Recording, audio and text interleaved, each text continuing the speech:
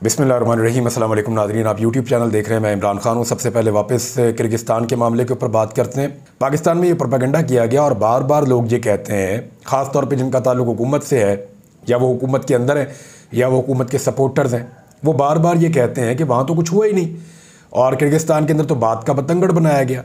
लेकिन जब तलबा पहुँचे पहली फ़्लाइट के ज़रिए से और अपनी मदद आपके तहत पहुँचे, अभी तक जो पहली फ़्लाइट आई जिसको लेने के लिए वज़ीर दाखिला गए थे, तो वज़ीर दाखिला को क्या कहा तलबा ने?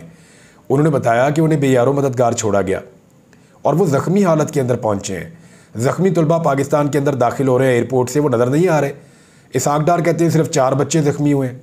वो जो सफ़ीर है वो ये कहता है कि जी 14 बच्चे जो है वो ज़ख्मी हुए हैं, और वो बच्चे बता रहे हैं जी हम लोग और ज़्यादा तादाद में ज़ख्मी हुए हैं। तो अब नंबर्स तो हमें नहीं पता ना, हम तो वही रिपोर्ट कर सकते हैं जो वहाँ से वो नौजवान बेचारे बता रहे हैं। उनकी फैमिली रो रही हैं, वो खुद रो रहे हैं, वो मैसूर हुए हैं। इस हालत के अंदर जब उनको खुद इन्फॉर्मेशन नहीं थी तो उन्होंने जो चीज़ें बताई, पाकिस्तान में इक़्तिदार में बैठे हुए लोगों को जो एक नशे में है, उनको उस नशे से झंझोड़ने के लिए चंद लोगों ने बड़ा अहम किरदार अदा किया। जिनमें जो लोग सोशल मीडिया को यूज़ कर रहे थे उनमें मुझे नाम लेना पड़ेगा। रज़ी ने बहुत अच्छा काम किया, उसमें जो राय साकिब है उन्होंने बहुत अच्छा काम किया, ज़ीशान ने बड़ा काम किया और कुछ दोस्तों उन्होंने बड़ा काम किया। सब झंझोड़ते रहे, जगाते रहे, कोशिश करते रहे। मैं सबके मादरत के साथ नाम नहीं ले पाऊंगा क्योंकि 1 दर्जन से ज़्यादा लोग हैं जो इसके ऊपर हुकूमत को झंझोड़ रहे थे। रिजवान है हमारे इस्लामाबाद से, वो बहुत बेचारे ज़ोर लगा रहे थे, कोशिश कर रहे थे, लेकिन कोई जागने को तैयार ही नहीं था। फिर कहा गया जी कि हम यहाँ से वहाँ जाएंगे। भी अगर कुछ नहीं हुआ तो आपने क्यों कहा कि आप वहाँ जाएंगे? और वहाँ की गवर्नमेंट ने आपको कहा आप रुक जाएं, और अब जाने का प्रोग्राम भी कैंसिल कर दिया कि वज़ीर ख़ारजा नहीं जा रहे, ना उनके साथ अमीर मुकाम जा रहे हैं। एक्चुअली अंदर का घपला क्या है वो मैं आपको इस वीलॉग में बताऊंगा। कुछ ऐसी चीज़ें हैं जिसके ऊपर सब पर्दा डालने की कोशिश कर रहे हैं। मैं आपको थोड़ी सी इंफॉर्मेशन अभी दूंगा और पूरी तहकीकात आपके सामने जल्द हम लेकर आ जाएंगे, और वो आपके सामने आ ही जाएंगी क्योंकि और भी लोग इस पर काम कर रहे हैं। लेकिन बेसिक चीज़ मैं आपको बता देता हूँ कि पाकिस्तान के अंदर अगर आपने प्राइवेट मेडिकल कॉलेज बनाना है तो उसके लिए बहुत सख्त शराइत और क्राइटेरियाज हैं। उनमें से एक बहुत बड़ी शर्त यह है कि एक टीचिंग हॉस्पिटल होना चाहिए उसके साथ, जिसमें सैकड़ों बेड का हॉस्पिटल होना चाहिए और उसमें मरीज भी भर्ती होने चाहिए। बड़ी तादाद में मरीज भी वहां मौजूद होने चाहिए जिनके ऊपर ये बच्चे अपनी तालीम हासिल करेंगे डॉक्टर बनने के लिए। तो मेडिकल कॉलेज के लिए बड़ी सख्त शराइत हैं पाकिस्तान के अंदर। तो पाकिस्तान में क्योंकि पीएमडीसी के यहाँ पे रूल्स बड़े सख्त हैं, पहले नहीं होते थे, 2 नंबरी भी होती रही एक दौर में, लेकिन जब यहाँ सख्ती की गई तो क्या हुआ, बहुत सारे कॉलेजेस जो हैं वो बन गए किर्गिस्तान में और यहाँ से तलबा को वहाँ पहुँचाया गया। किर्गिस्तान के अंदर ज़रा रूल्स थोड़े नरम थे, वहाँ पे ऐसी सख्ती नहीं थी, तो धड़ाधड़ वहाँ से डॉक्टर बना बना के पाकिस्तान में भेजे गए। अब वो जो डॉक्टर बनाए गए, मैं ये नहीं कह रहा कि वो बिल्कुल ही डॉक्टर नहीं है, लेकिन उनको प्रैक्टिकली वो तालीम उस तरह नहीं मिली जैसे एक टीचिंग हॉस्पिटल के साथ जुड़े हुए प्रॉपर पीएमडीसी के रूल्स के मुताबिक जो कॉलेज काम कर रहा होता है मेडिकल, वो जो तालीम देता है उस लेवल की तालीम उन बच्चों को वहाँ पे नहीं मिलती। ये अब बच्चे कंफर्म कर रहे हैं। वो ये कह रहे हैं कि हमारे यहाँ पे तो ऐसे मशरूम ग्रोथ हुई है कॉलेजेस की, यूनिवर्सिटीज़ की जो मेडिकल की तालीम देते हैं, धड़ाधड़ यहाँ पे डॉक्टर्स बना रहे हैं और कोई भी पीएमडीसी के क्राइटेरिया पे पूरा नहीं उतरते। अब क्योंकि वो बहुत दूर है, काफ़ी दूर है, तो यहाँ पाकिस्तान की अथॉरिटीज़ तो यहाँ से वहाँ जा नहीं सकती। बच्चे और उनके वालिदैन मजबूर हैं, उन्होंने बहुत हैवी फीसिस दे दी अपने बच्चों को डॉक्टर बनाने के चक्कर में। तो पीएमडीसी वहाँ पे अपने रूल्स को वैसे लागू नहीं करता, हालांकि कर सकता है। इन्होंने पहले बैन भी किया था, बाद में वो बैन हटा भी दिया गया कुछ कंडीशंस के साथ, लेकिन अब भी सिर्फ चंद इदारों को छोड़ के वहाँ ज़्यादातर इदारे पीएमडीसी के उन कवानीन के मुताबिक नहीं हैं जो इंटरनेशनली भी होते हैं। अब वहाँ होता क्या है, कुछ तलबा ने मेरे से रब्ता किया और उन्होंने मुझे बताया कि एक तो ये किया जाता है कि वहाँ एम्बेसी वालों को भी पैसा खिलाते हैं ताकि कोई भी मामला उठे, पाकिस्तान का स्टूडेंट्स उठाएं, कोई इशू उठे, उसको दबा दिया जाए। दूसरा, जो वहाँ की मिनिस्ट्री है उसको भी पैसा खिलाता है माफिया। तीसरा, यहाँ से बच्चों को ले जाने वाले जो कॉन्ट्रैक्टर हैं उनमें एक आदमी का नाम आ रहा है इमरान नज़ीर, और भी लोगों के नाम आएंगे आने वाले दिनों में। ये जो इमरान नज़ीर है ये सियासतदानों का बड़ा चहीता है, हर सियासी जमात के अंदर इसके बंदे हैं और ये उनसे ताल्लुकात बनाता है।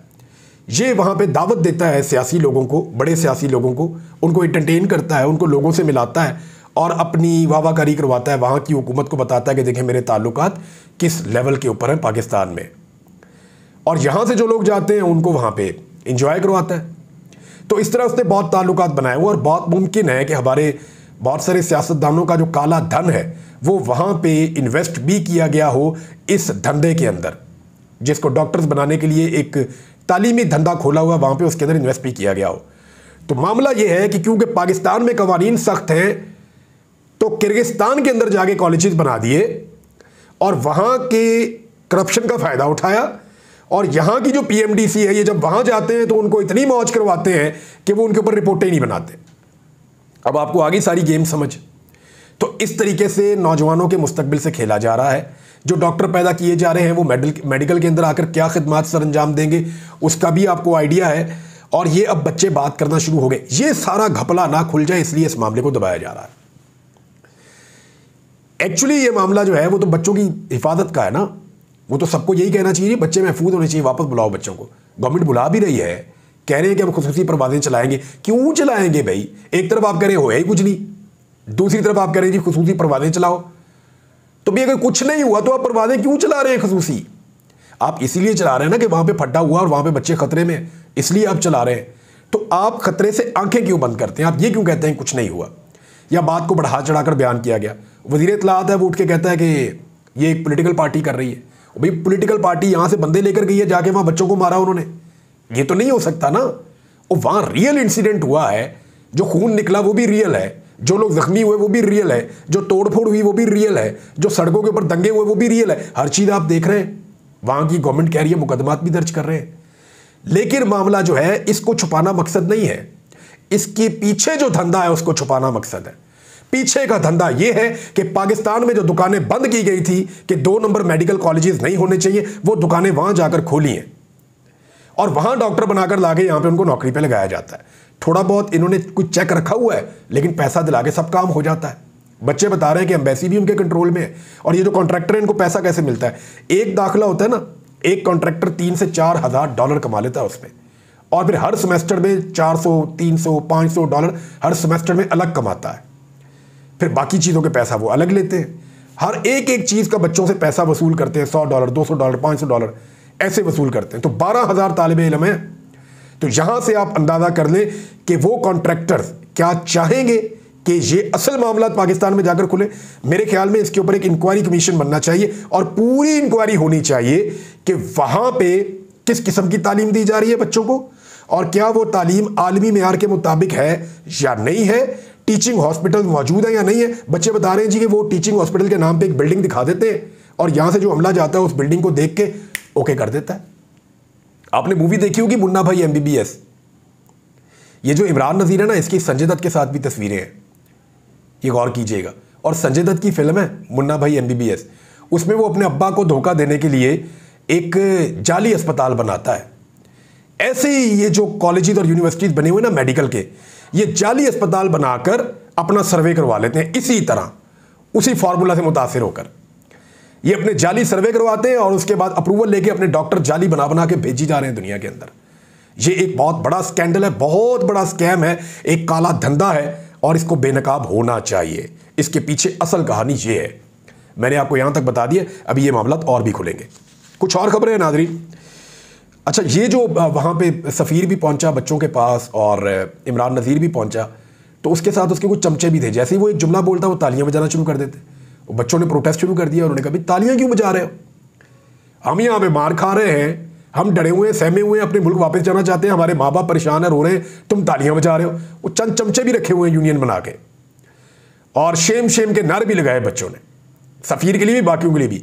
इस सफ़ीर को बुला के इसको पूछना चाहिए कि सारा काला धंधा क्या है, और वहां पे किसी ईमानदार शख्स को भेजकर प्रॉपर इस सारे मामले की इंक्वायरी करवानी चाहिए। एक और खबर है नाज़रीन, ये बड़ी खबर है। खबर यह है कि पतन ऑर्गेनाइजेशन ने तहकीकात की है, एक ऑडिट किया है, और उन्होंने सिर्फ इस्लामाबाद के 3 हलकों का ऑडिट किया है। जो बात पाकिस्तान तहरीक-ए-इंसाफ पहले दिन से कह रही है, जो बात पहले दिन से इलेक्शन होने के बाद से लेकर हम सारे मीडिया वाले कह रहे हैं, पाकिस्तान का तकरीबन सारा मीडिया ये कह रहा है, चंद लोगों को छोड़कर। और पाकिस्तान का मीडिया क्यों कह रहा है ये बात? वो इसलिए कह रहा है कि मीडिया ने ये सब होता हुआ देखा है। मैंने तो आपको पहले दिन रिपोर्ट कर दिया था 8 फरवरी की रात को कि अब तक का इलेक्शन ये है और रिजल्ट रुक के देखिए अब क्या होता है, और वही हुआ जिसका डर था। तो अब पतन ने 3 हलकों का मुकम्मल ऑडिट कर लिया है, मुकम्मल ऑडिट। और मैं ये आपको बता देता हूं, उन्होंने कहा जी कि जो इस्लामाबाद के 3 हलके हैं, इस्लामाबाद 1, इस्लामाबाद 2 और इस्लामाबाद 3, यहां जो फॉर्म 47 और फॉर्म 45 के दरमियान तजादात हैं, उस हवाले से उन्होंने एक रिपोर्ट तैयार की है और उसके मुताबिक वो ये बता रहे हैं कि जिन उम्मीदवारों को जीता हुआ करार दिया गया फॉर्म 47 के मुताबिक, वो उम्मीदवार कम वोट ले सके हारने वाले उम्मीदवारों के मुकाबले में। यानी जो रनर अप हैं, जो दूसरे नंबर पे आने वाले उम्मीदवार हैं, उनके वोटों की तादाद बहुत ज़्यादा है। फिर उन्होंने मुख्तलिफ हलकों का जो है वो सारा हवाला भी दे दिया।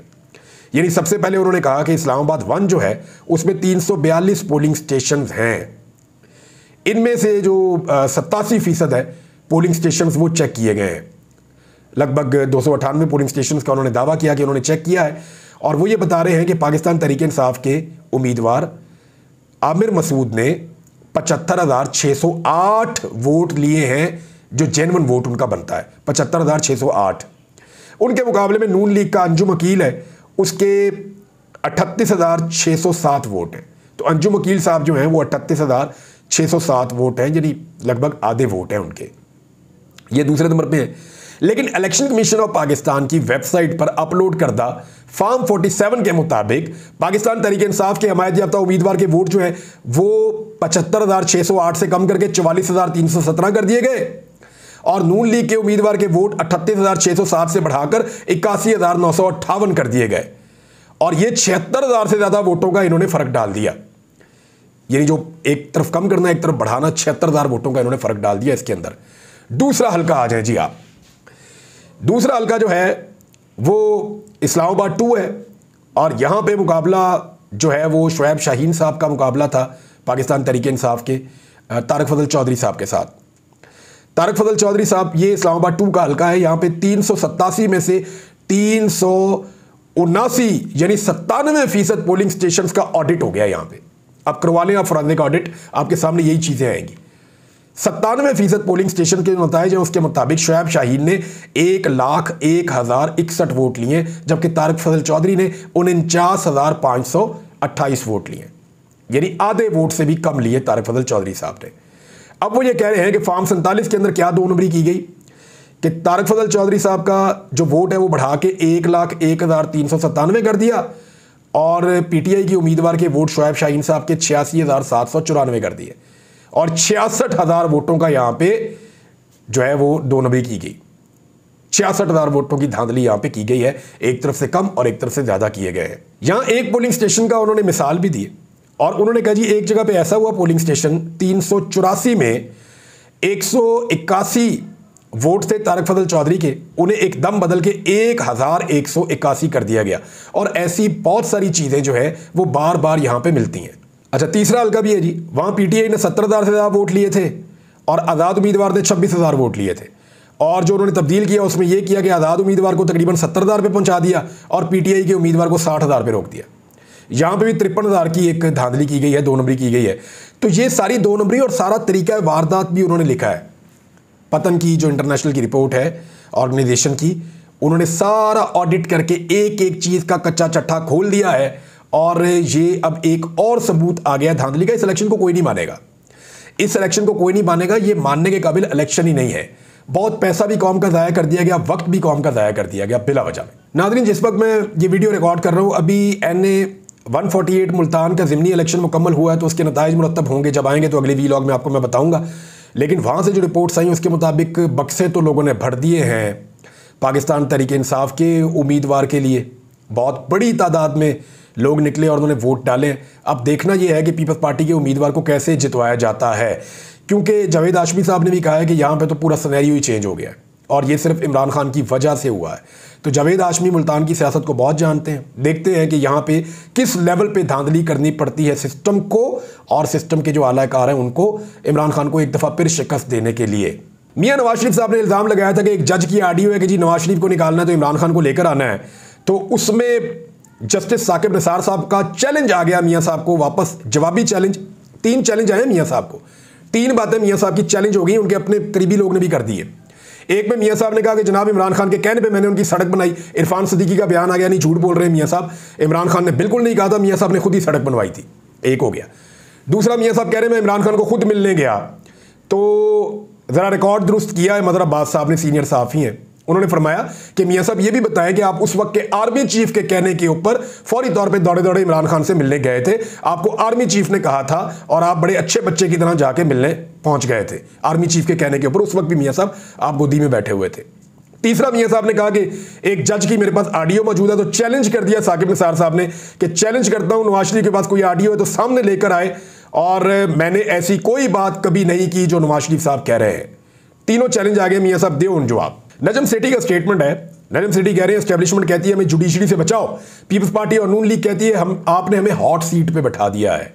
ये तो बहुत ही हॉट सीट है, अवाम हमें जूतियां मारने वाली है, पावर आपने ले ली है और जिम्मेदारी हम पर ठोक दी है।